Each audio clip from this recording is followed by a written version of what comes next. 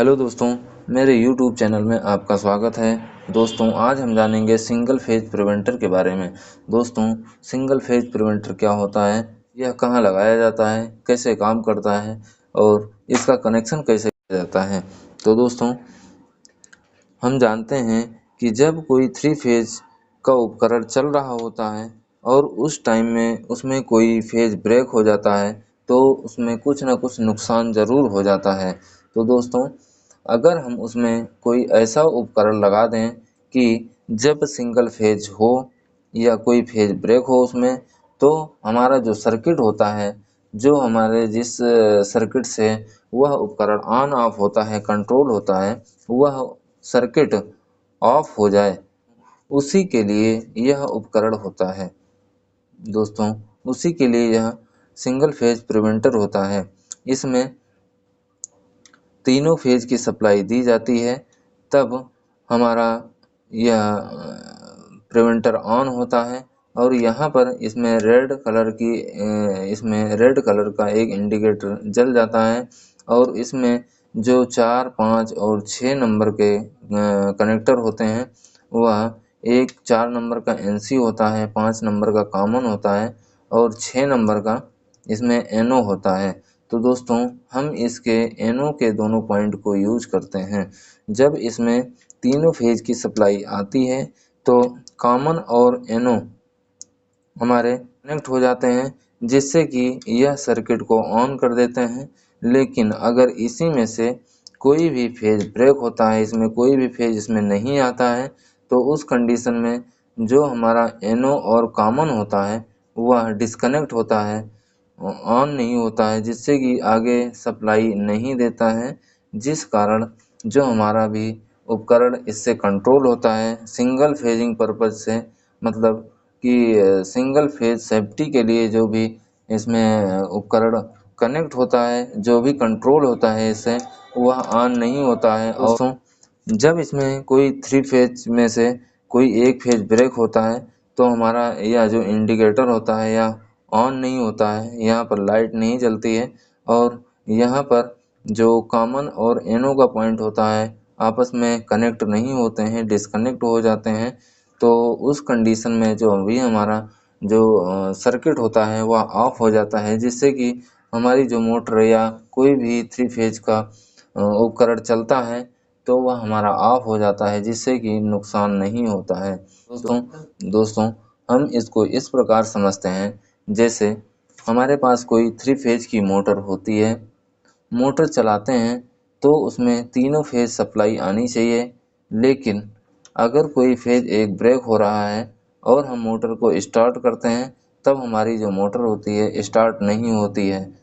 लेकिन यही मोटर जब लेकिन यही मोटर जब रनिंग कंडीशन में होती है, तो उस टाइम अगर कोई फेज ब्रेक होता है और कोई हमारी सेफ्टी इसमें लगी नहीं होती है सिंगल फेज ये, तो उस कंडीशन में जो हमारी मोटर होती है वह जल जाती है। तो इसी नुकसान से बचने के लिए एक फेज मॉनिटरिंग के लिए यह उपकरण लगाया जाता है, यह प्रिवेंटर लगाया जाता है। दोस्तों, मोटर में सप्लाई जाने के साथ साथ तीनों फेज की सप्लाई इसमें भी आती है। अगर मोटर में कोई एक फेज नहीं जाएगा, तो इसमें भी सप्लाई नहीं आएगी और जब इसमें सप्लाई नहीं आएगी, तो ये जो हमारा एनओ और कॉमन का पॉइंट होता है, यह डिस्कनेक्ट होगा और हमारे स्टार्टर को ऑफ कर देगा। तो दोस्तों, अब इसका हम कनेक्शन एक ड्यूल स्टार्टर के साथ में करके देखते हैं। दोस्तों, यह हमारा एक ड्यूल स्टार्टर है। इसके L1, L2 और L3 के जो पॉइंट होते हैं, हम तीनों फेज की सप्लाई को इसमें दे देते हैं और तीनों फेज को हम आउट करके इसके मोटर में जोड़ देते हैं। तो दोस्तों, कभी भी जो प्रिवेंटर होता है उसको हमें स्टार्टर के आउटपुट में ही लगाना चाहिए। दोस्तों, अगर हम इनपुट में लगाते हैं, अगर प्रिवेंटर का कनेक्शन RYB जो इसमें तीनों फेज का सप्लाई आती है, अगर हम उसको स्टार्टर के इनपुट में लगाते हैं, तो जो हमारा ये प्रिवेंटर है तभी काम करेगा जब यहाँ तक की सप्लाई, इसके पीछे की सप्लाई में कोई प्रॉब्लम होगी। लेकिन अगर हमारा स्टार्टर में कोई प्रॉब्लम आ गई है, यहाँ से सिंगल फेजिंग होने लगी, तो जो हमारा प्रिवेंटर है फिर काम नहीं करेगा। इसके लिए हम इसको स्टार्टर के बाद में लगाते हैं, मतलब स्टार्टर के आउटपुट में लगा देते हैं, जिससे कि चाहे तो पीछे से सप्लाई में कोई प्रॉब्लम हो या स्टार्टर के बाद में अगर कोई सिंगल फेजिंग वगैरह होती है, तो उस कंडीशन में जो हमारा प्रिवेंटर है यह ऑन नहीं होना चाहिए और हमारा स्टार्टर भी ऑन नहीं होना चाहिए। तो दोस्तों इसका कनेक्शन हम इस प्रकार करते हैं कि पावर वायरिंग तो हम इसकी कर देते हैं L1, L2, L3 और उसके बाद में U1, UV, UV और W में कर देते हैं। इसके बाद में जो स्टार्टर का आउटपुट निकलता है तीनों फेज, उसको हम ला करके सिंगल फेज प्रिवेंटर में RYB में क्रमशः जोड़ देते हैं। इसके बाद में जो हमारा कॉमन और NO का पॉइंट होता है, हम इसके कंट्रोलिंग में इस प्रकार जोड़ते हैं कि जब हम इस स्टार्टर को ऑन करें, ये पुश बटन को दबाएं, तो उस कंडीशन में हमारा स्टार्टर तो ऑन हो जाए, मतलब ऑन हो जाए, लेकिन अगर हमारा प्रिवेंटर ऑफ है तो यह स्टार्टर होल्ड नहीं होना चाहिए। अगर हमारा प्रिवेंटर ऑन हो, अगर हमारे प्रिवेंटर में तीनों फेज की सप्लाई आ रही हो और हमारा प्रिवेंटर ऑन हो, तो उस कंडीशन में अगर हम स्टार्ट करें मोटर को तो ही हमारा स्टार्टर ऑन होना चाहिए, जिससे कि हमारी मोटर ऑन हो। तो दोस्तों इसका कनेक्शन करने के लिए सबसे पहले जो L1 होता है, L1 को हम कॉइल के एक सिरे के पॉइंट पे डायरेक्ट जोड़ देते हैं। उसके बाद में इसमें एक होल्डिंग के लिए भी पॉइंट होता है, जो उसको हम L3 से डायरेक्ट शॉर्ट कर देते हैं। उसके बाद में यहीं से L3 से ही एक वायर लेते हैं और स्टार्ट का जो पुश बटन होता है उसके एक सिरे पर जोड़ देते हैं और दूसरे सिरे को ला करके स्टॉप के पहले पॉइंट पे जोड़ देते हैं और वहीं से एक वायर निकाल करके सीधा जो स्टार्टर की कॉइल होती है उसके दूसरे पॉइंट पर जोड़ देते हैं। दोस्तों अब इस प्रकार अगर हम वायरिंग करते हैं, तो जब हम तीनों फेज की सप्लाई यहाँ तक आ रही है और जो L1 है हमारा डायरेक्ट यहाँ आ रहा है, उस कंडीशन में जब हम स्टार्ट करते हैं मोटर को, तो हमारी मोटर इसको स्टार्ट करते हैं तो ये सप्लाई हमारी यहाँ आ जाती है, छोड़ देने पर इसको फिर ऑफ हो जाती है। इसके बाद में स्टॉप इतना करने के बाद अगर हम स्टार्टर को जब ऑन करेंगे तब हमारा स्टार्टर ऑन होगा, लेकिन जैसे हम पुश बटन छोड़ेंगे वैसे ही हमारा जो स्टार्टर है यह ऑफ हो जाएगा। तो दोस्तों इसको होल्ड करने के लिए अब हम इस सिंगल फेज प्रिवेंटर को सीरीज में लेंगे, मतलब जब ये हमारा प्रिवेंटर ऑन होगा तभी हमारा स्टार्टर होल्ड होना चाहिए। अगर हमारा प्रिवेंटर ऑफ है तो हमारा स्टार्टर होल्ड नहीं होना चाहिए। तो दोस्तों इसके होल्डिंग वाले पॉइंट से जो आउटपुट निकलता है उसको हम ले जाकर के सीधा प्रिवेंटर के कॉमन में जोड़ देते हैं। उसके बाद में जो NO का पॉइंट निकलता है, यहाँ से NO से एक वायर ले करके सीधा हम इसके स्टॉप पुश बटन पे जोड़ देते हैं और जो स्टॉप पुश बटन के दूसरे साइड में वायर निकल रहे हैं ये तो इधर ही जा रहे हैं। तो दोस्तों इस प्रकार अगर हम वायरिंग इसकी करते हैं तो यह कैसे काम करता है इसको हम समझते हैं। दोस्तों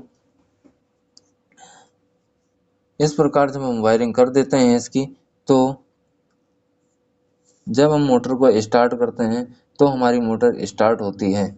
जब हमारी मोटर स्टार्ट होती है तो तीनों फेज यहाँ आते हैं। जब तीनों फेज यहाँ आते हैं तो तीनों फेज यहाँ से यहाँ भी जाएंगे। जब तीनों फेज यहाँ जाएंगे तो हमारा जो प्रिवेंटर होता है यह हमारा ऑन हो जाएगा। जब हमारा प्रिवेंटर ऑन होगा तो कॉमन और NO का जो पॉइंट होता है यह आपस में कनेक्ट हो जाएंगे। तो NO का पॉइंट कनेक्ट हो जाएगा तो जो सप्लाई ऑन होने के बाद इधर से होल्डिंग के लिए आती है, यह कॉमन पे आती है। कॉमन से होते हुए NO से होते हुए सीधा यहाँ स्टॉप पुश बटन पे आ जाएगी और स्टॉप पुश बटन के NC से होते हुए सीधा हमारा जो कॉइल होती है इसके पॉइंट पर आ जाती है, जिससे कि एक फेज इधर से मिलता है और दूसरा फेज जो L3 होता है यह इधर से मिल जाता है। तो हमारी कॉइल ऑन रहती है, मतलब हमारा स्टार्टर ऑन रहता है, जिससे कि हमारी मोटर चलती रहती है। लेकिन दोस्तों अगर इसमें से कोई एक फेज नहीं आ रहा है दोस्तों, L1 और L3 से ये कॉइल ऑपरेट होती है। वैसे तो अगर इसमें से L1 और L3 से अगर कोई भी फेज नहीं आ रहा है तो हमारा स्टार्टर ऑन ही नहीं होगा। लेकिन अगर यह 2 नहीं आ रहा है, जैसे अब L1 और L3 आ रहे हैं लेकिन L2 नहीं आ रहा है, तो L2 नहीं आ रहा है तो उस कंडीशन में हमारा जो स्टार्टर है अगर हम इसको ऑन करते हैं तो ऑन करने पर हमारा स्टार्टर ऑन तो होगा, लेकिन जैसे ही हम इसको छोड़ देंगे, पुश बटन को छोड़ देंगे, वैसे ही हमारा स्टार्टर ऑफ हो जाएगा, मतलब होल्ड नहीं होगा। क्यों नहीं होगा? क्योंकि जब हम मोटर को स्टार्ट करेंगे तो जो तीनों फेज की सप्लाई है, जब हम स्टार्ट करेंगे तो जो L1 और L3 की सप्लाई है वह तो इधर आ जाएगी, लेकिन L2 पहले से ही नहीं आ रहा है, पीछे से नहीं आ रहा है। तो उस कंडीशन में इसमें सप्लाई नहीं आएगी वाई में, और हमारा जो प्रिवेंटर है ऑन नहीं होगा। जब ऑन नहीं होगा तो इसको यहाँ से इधर से सप्लाई होल्डिंग के लिए नहीं मिलेगी। इस कंडीशन में जब तक हम इसको प्रेस करेंगे तभी तक ऑन रहेगा। अगर हम इसको छोड़ देंगे तो हमारा स्टार्टर ऑफ हो जाएगा। तो दोस्तों अगर यहाँ से भी कोई प्रॉब्लम होती है अगर सिंगल फेजिंग की, या जब हम स्टार्टर को ऑन करते हैं तो कभी कभी क्या होता है कि हमारा कॉन्टेक्टर भी ख़राब होता है, इसके कॉन्टेक्ट वगैरह की दिक्कत होती है, जिससे कि सिंगल फेजिंग यहाँ से हो सकती है दोस्तों, जिससे कि सिंगल फेजिंग यहाँ से हो सकती है। अगर यहाँ से भी अगर हो जाएगी तो भी हमारे इसमें तीनों फेज प्रॉपर नहीं मिलेंगे, जिससे कि हमारा जो प्रिवेंटर है यह ऑन नहीं होगा। जब हमारा प्रिवेंटर ऑन नहीं होगा तो जो हमारी इसके होल्डिंग की सप्लाई है यहाँ तक आ रही है कॉमन में, यह इधर से डिस्कनेक्ट रहेगी, मतलब इधर नहीं जाएगी। जब इधर नहीं जाएगी तो उस कंडीशन में जब तक हम इस पुश बटन को ऑन करके ऑन करेंगे तब तक ही ऑन रहेगा, क्योंकि इधर से इसको सप्लाई नहीं मिल रही है इधर से जाने के लिए, होल्डिंग के लिए, इसीलिए हमारा स्टार्टर ऑफ हो जाएगा, ऑन नहीं होगा।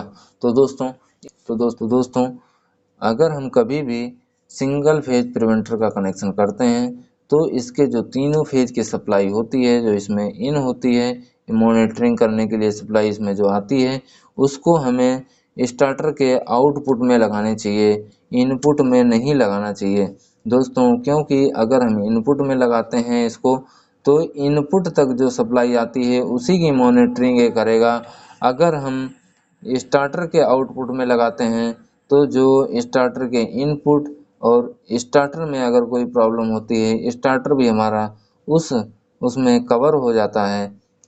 हाँ, किसी भी कारण चाहे स्टार्टर ख़राब हो या पीछे से सप्लाई ब्रेक हो रही हो तो उस कंडीशन में हमारे इसमें यहाँ पर सप्लाई नहीं आएगी। जब हमारे यहाँ सप्लाई नहीं आएगी तो हमारा स्टार्टर ऑन नहीं करेगा, जिससे कि हमें नुकसान होने से बचाया जा सकता है दोस्तों। इस प्रकार जब हम कनेक्शन कर देते हैं तो सिंगल फेज प्रिवेंटर का सही कनेक्शन होता है। तो दोस्तों आज का ये वीडियो कैसा लगा? अगर अच्छा लगा हो तो प्लीज़ लाइक और सब्सक्राइब करें। धन्यवाद।